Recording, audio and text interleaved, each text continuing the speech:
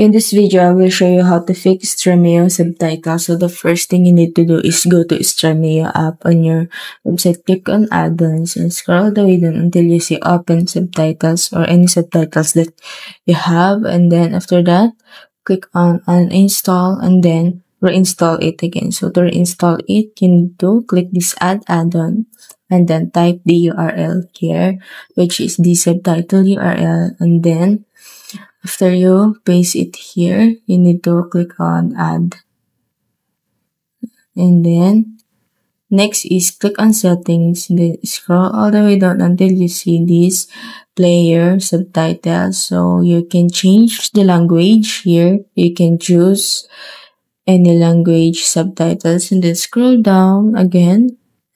So scroll the way down until you see these shortcuts.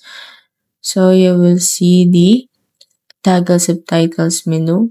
So here press S to came in subtitles menu and subtitle size. To adjust it here, press this and then this. Then we have subtitles delay. If you want to adjust, press G and H. And that's it. If it helped you, please like and subscribe.